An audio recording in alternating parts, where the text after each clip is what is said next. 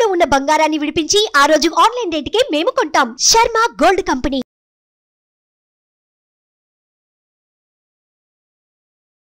నమస్కారం, సుమన్ టీవీ ప్రేక్షకులకు స్వాగతం.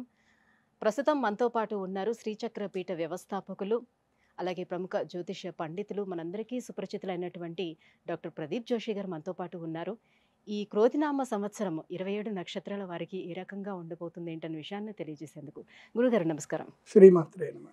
మీ జన్మ నక్షత్రం ఇంపార్టెంట్. ఇప్పుడు నేను చెప్పేది ఏది జన్మ నక్షత్రం, నామ నక్షత్రము కాదు. నామ నక్షత్రం వేరు, జన్మ నక్షత్రం వేరు. నామ నక్షత్రానికి ఏ రాశి ఫలాలు గాని ఏ గోచార ఫలితాలు గాని వర్తించవు. పేరు పేరే, పేరులో కొంచెం బలం ఉండాలి, అంతకు మించి ఏం లేదు. అది న్యూమరాలజీ అనుకోండి. మిగతాదంతా కూడా ఇప్పుడు నేను చెప్పేటువంటి నక్షత్ర ఫలితాలు ఏవవుతున్నాయి నామ నక్షత్రాన్ని బట్టి, సారీ నేను చెప్పేటువంటి పరీక్ష ఏవైతే నక్షత్ర ఫలితాలు ఏవైతున్నాయో ఇవి జన్మ నక్షత్రం అయితే తెలుసుకోవాలి. మీ జన్మ నక్షత్రం మీకు తెలియదంటే నా వెబ్సైట్కి విజిట్ అవ్వండి. అక్కడ మీ date of birth, time, place అన్ని కూడా ఎంటర్ చేయండి. మీకు మీ యొక్క జాతకం మీకు ఈమెయిల్లో PDF రూపంలో వస్తుంది. ఇది 500 పేజీలకు పైగా వస్తుంది. డే టు డే రిపోర్ట్తో సహా వస్తుంది. అంటే ఈ రోజు ఏం జరగబోతుంది, రేపు ఏం జరగబోతుంది అనేది సూచన ప్రాయంగా డే టు డే రిపోర్ట్తో సహా వస్తుంది. సో అది మీరు స్వీకరించవచ్చు. మీ జన్మ నక్షత్రం అక్కడి నుంచి తెలుసుకోండి. పేర్లను బట్టి ఇప్పుడు శ్రీనివాస్ అని పేరు ఉంటుంది, అందరూ తులారాశి అని చెప్పేస్తారు. కాదు. ఇప్పుడు వెంకటేష్ అంటారు, వేవో కాకి మృగశిర నక్షత్రము అంటే ఇది మిథున రాశి అని చెప్పేస్తారు. కాదు. సో ఇలా పేరును బట్టి మీరు రాశులు చెప్పుకోకండి, నక్షత్రాలు చెప్పుకోకండి, దాని ఫలితాలు ఉండవు.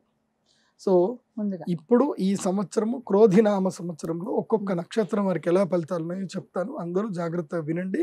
మీ జన్మ నక్షత్రాన్ని బట్టి మీరు నోట్స్ రాసుకోండి. గురుగారు, శతభిష నక్షత్రం వాళ్ళకి ఈ క్రోధినామ సంవత్సరం ఎలా ఉండబోతుంది, వారి గుణగణాలు ఎలా ఉంటాయి, అండ్ ఈ సంవత్సరం అంతా వాళ్ళకి బాగుండాలని అంటే ఎలాంటి పరిహారాలను వాళ్ళు పాటించుకుంటే బాగుంటుంది వాళ్ళంతా? శ్రీ గురుభ్యో నమః. శ్రీమాత్రే నమః. ఒక సామెత ఉంటుంది తెలుసా, జాకిన్ ఆల్ నన్ ఆఫ్ వన్ అని చెప్పేసి. అంటే అన్నిట్లో ఆడతేరు ఉంటారు, అన్నిట్లోనూ ఉంటారు, కానీ ఇది ఏది వాళ్ళకి రాదు. అది ఎవరు అంటే వీళ్ళే, శతభిష నక్షత్రం. ఎక్కడికి వెళ్ళినా అన్ని నాయే, నేను ఇది చేస్తా, ఇది నాకు చేయగలుగుతా, ఇది ఇంపాసిబుల్, ఇది నేను చేయగలుగుతా, ఇదేముంది ఇది అయిపోతుంది, ఇది చేస్తా, అన్నీ చేస్తా అంటారు, ఏది చెయ్యరు. కాస్త విశాఖ నక్షత్రం లాగా కొంచెం, కానీ శతభిషం ఇంకా ఎక్కువ ఉంటారు. శతభిష వాళ్ళకి ఏంటంటే they are multi talented personality. Vishakha వాళ్ళు ఏంటంటే ఆరంభ శూరులు మాత్రం. శతభిషం వాళ్ళకి they are having multi talented. వాళ్ళకి టాలెంట్ ఉంటుంది. మీరు ఏదైనా టాస్క్ ఇస్తే ఆ టాస్క్ కంప్లీట్ చేస్తారు.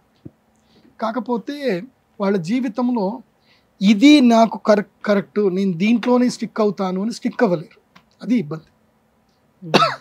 అలా ఒకదాని మీద కరెక్ట్గా స్టిక్ అయ్యి ఒక దాంట్లో వాళ్ళు మాస్టర్ అవుతే బాగుంటుంది. అదే జాకినాల్ మాస్టర్ ఇన్ నన్ అన్నట్టు మాస్టర్ చేయలేరు వీళ్ళు. అన్నీ నేర్చుకుంటారు కానీ మాస్టరింగ్ రాదు. సో వీళ్ళ ఎక్కువగా పరోపకారి బుద్ధి ఉంటుంది, వేరే వాళ్ళకి ఎక్కువగా చేస్తూ ఉంటారు. ముఖ్యంగా వీళ్ళకి స్నేహితులు దొరకరు. వీళ్ళు స్నేహానికి ఎక్కువగా బానిసైపోతారు. స్నేహితులకు చేస్తూనే ఉంటారు. కర్ణుడి నక్షత్రం. కర్ణుడు ఎట్లాగైతే అభాస్ పాలవుతాడో, కర్ణుడు ఎలాగైతే ఉంటాడో వీడు అలాగే. ఈ నక్షత్ర జాతకులు ఏంటంటే స్నేహ ధర్మం కోసం ప్రాణం కూడా ఇస్తారు, డబ్బు లెక్క చేయరు. వాళ్ళకి ఎంతైనా చేస్తారు. అంటే వాళ్ళకి ఈగో ఉండదు, స్నేహితుల విషయంలో ఈగో ఉండదు. ఇప్పుడు ఎవరైనా ఫ్రెండ్ దగ్గరికి వెళ్ళి వాడికి కరెక్ట్గా వాడు ఏదో ఇంటర్వ్యూకో ఎటో వెళ్తున్నాడు, వీడు రూమ్లో ఉన్నాడు, వాడికి పని లేదు, అవసరమైతే ఫ్రెండ్ షూస్ కూడా పాలిష్ చేసి రెడీ పెట్టిస్తాడు. అరే వెళ్ళరా నువ్వు వెళ్ళు, కళ్ళు నేను డ్రాప్ చేసేస్తా అని వెళ్ళిపోతాడు. అంటే తన గురించి ఆలోచించారు, ఫ్రెండ్స్ గురించి ఎక్కువగా ఆలోచిస్తారు. సో మంచి వ్యక్తిత్వం, ఎవరిని ఇబ్బంది పెట్టరు, ఎవరిని గొడవ పెట్టుకోరు, ఎవరిని మనసుకి హట్ చేయరు. మంచి శతభిషం అంటే ఆరోగ్యం. డాక్టర్ అంటారు యాక్చువల్లీ. బిషక్ అంటే doctor. They are psychological doctors. They are very lovely, very friendly, very calm, బాగుంటారు. కాకపోతే వీళ్ళని డిస్టర్బ్ చేయకూడదు. వీళ్ళకి ఏదైతే వీళ్ళ వ్యక్తిత్వం ఉంటుందో, వీళ్ళు ఏదైతే పని చేసుకుంటారో అది డిస్టర్బ్ చేయకూడదు. అది డిస్టర్బ్ చేస్తే వీళ్ళు వెళ్ళిపోతారు, అలకరాయిళ్ళు విపరీతంగా అలుగుతారు. ఇంకా అది ఉంటుంది. కానీ ఈ సంవత్సరం మాత్రం శతభిషం వారికి ఎట్లా ఉంటుందనంటే మిమ్మల్ని పూర్తిగా వాడుకుంటారు. పూర్తిగా మీ జీవితంలో మీరు ఎన్ని ఎఫర్ట్స్ పెట్టినా, ఏది పెట్టినా గొడ్డు చాకిరి లాగానే ఉంటుంది. ధనలాభం రాదు. తర్వాత కీర్తి ప్రతిష్టలు కూడా దూరం అవుతాయి, గొడవలు కూడా ఎక్కువ అవుతాయి, ముఖ్యంగా వాహన గండం ఉంటుంది, దెబ్బలు తాకుతాయి ఈ సంవత్సరం. తర్వాత నమ్మక ద్రోహాలు జరుగుతాయి.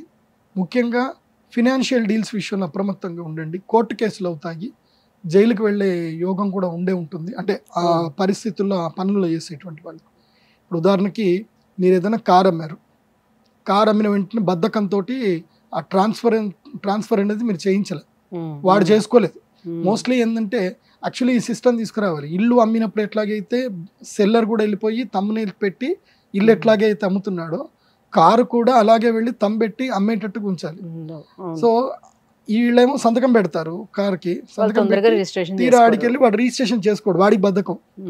ఆ కారులో వీడు ఏదైనా దిక్కుమాల పని చేశాడు, ఎవరికి ఎప్పుడు కేసు పడేది? వీళ్ళ పేరు మీద ఉంటుంది, ఓనర్ పేరు మీదే పడుతుంది. సో ఓనర్ ఇంకా మారలేదు కదా, కానీ కారు వాడి దగ్గర ఉంది. ఇప్పుడు అట్లాగే నాకు ఒక క్లయింట్ ఉన్నాడు, ఆ క్లయింట్ ఇట్లాగే కార్ అమ్మేశాడు, వాడు ఏదో మార్చుకుంటున్నాడు, వాడు కాస్త గంజాయి సప్లై చేశాడు కారులో, అది పట్టుకున్నారు. ఇది ఓనర్ వీడి ప్రమేయంలో జరిగిందని చెప్పి వీడిని తీసుకెళ్ళి లోపలేసేసారు. నేను కాదు బాబు మొర్రో అని చెప్పి మొత్తుకుండగా వీడి అదృష్టం బాగుండి వీడు ఏదైతే ఎక్స్చేంజ్ షోరూంలో ఏదైతే అమ్మినప్పుడు సంతకం పెట్టింది ఏదైతే ఉందో ఆ సీసీటీవీ ఫుటేజ్ ఉంది కాబట్టి అది కోర్టులో సబ్మిట్ చేసి బతికి పెట్టబట్టాడు. అది ఆ సీసీటీవీలు కాపాడి. సో అందుకే చెప్తున్నాను, శతభిషం వారు ఏ ఫైనాన్షియల్ ట్రాన్సాక్షన్ చేసినా, ముఖ్యంగా అగ్రిమెంట్లు ఏం చేసినా చాలా జాగ్రత్తగా ఉండండి. మీ భూములు ఏవైనా అమ్మేది ఉంటే మాత్రం అగ్రిమెంట్లు చేయకండి. మీరు అమ్ముతున్నారు, అమ్మేటప్పుడు మీరు వచ్చి కొనడానికి వచ్చారు, ఏదో భూమి ఒక 3 కోట్లు ఏదో ఉంది, టోకెన్ అడ్వాన్స్ కింద 50 లక్షలు ఇస్తానంటారు, 50 లక్షలు తీసుకొని అగ్రిమెంట్ చేశారు. ఆ 3 కోట్లు వాడు ఇవ్వడు, 10 ఏళ్ళు అయినా సరే నేను అగ్రిమెంట్ చేసుకున్నా కదా అని చెప్పి కోర్టులో కేసేసి హోల్డ్ చేసి పెడతాడు. సో 10 ఏళ్ళైనా మీరు ఆ ల్యాండ్ అమ్ముకోలేదు. సో అగ్రిమెంట్లు చేయకండి. 3 కోట్లు ఇస్తా అంటే అన్న 3 కోట్లు ఇయ్యన్న, నువ్వు ఎప్పుడు రిజిస్ట్రేషన్ అంటే అప్పుడు ఇస్తా, నేను మాట ఇస్తున్నా, 60 రోజుల వరకు నేను ఎవరికి ఆ భూమి అమ్మను మాట ఇస్తున్నా కావాలంటే, సో నువ్వు రా, మాట ఇస్తున్నా అంటే మాట మీద నిలబడుతున్నా అని చెప్పండి. కానీ అగ్రిమెంట్ సంతకాలు చేయకండి. డైరెక్ట్ స్పాట్ రిజిస్ట్రేషన్ ఇవ్వడంలో కానీ తీసుకోవడంలో కానీ నో అగ్రిమెంట్స్, ఓన్లీ రిజిస్ట్రేషన్స్. అది బాగా గుర్తుపెట్టుకోండి శతభిషం వారు ఈ సంవత్సరం. సో పరిహార విషయానికి వస్తే శతభిష నక్షత్ర జాతకులు విశేషంగా ఈ సంవత్సరము రామేశ్వరం వెళ్ళండి.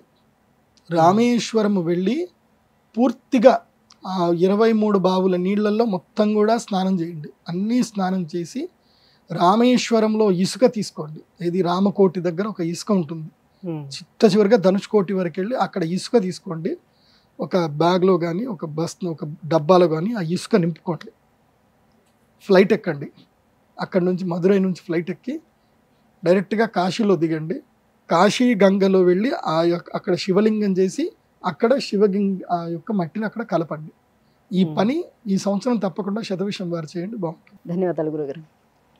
సుమన్ టీవీలో మీ పర్సనల్ అండ్ బిజినెస్ ప్రమోషన్స్ కోసం కింది నెంబర్కి కాంటాక్ట్ చేయండి.